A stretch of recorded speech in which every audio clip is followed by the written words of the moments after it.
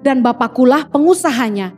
Setiap ranting padaku yang tidak berbuah dipotongnya, dan setiap ranting yang berbuah dibersihkannya supaya ia lebih banyak berbuah. Lihat baik, mereka yang tinggal di dalam Kristus, tidak berbuah itu dipotong.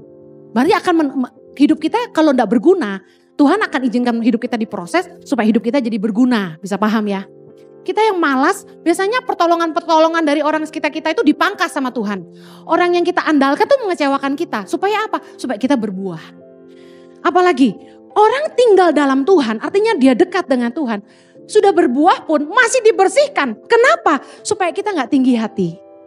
Supaya kita tetap mengandalkan Tuhan. Supaya kita berbuah lebih lagi.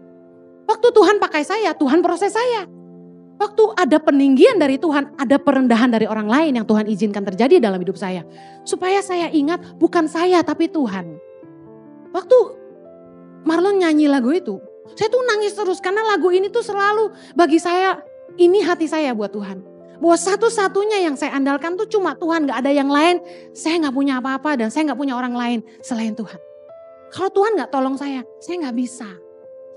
Justru kalau kita sungguh-sungguh ngandalin Tuhan ya, kita gak bisa sombong. Justru kalau orang tuh sampai sombong, berarti dia gak ngandalin Tuhan, dia ngandalin dirinya sendiri. Kita berani bilang bahwa kita mampu tanpa Tuhan? Gak bisa. Jangan menghakimi orang-orang yang sedang ditimpa masalah. Wah lo, problem datang terus tuh. Gak punya hubungan pribadi sama Tuhan ya. Nah lo ditimpa masalah tuh. Kenapa tuh gak punya keturunan? Nah gak diberkati sih. Kenapa perusahaannya susah? Gak bayar perpuluhan ya? Dengar baik, jangan suka ngehakimin orang. Semua orang punya masalah, semua orang ngalamin proses. Tuhan itu mengizinkan masalah datang supaya hidup kita dibersihkan. Supaya kita berbuah lebih banyak. Katakan amin. Amin.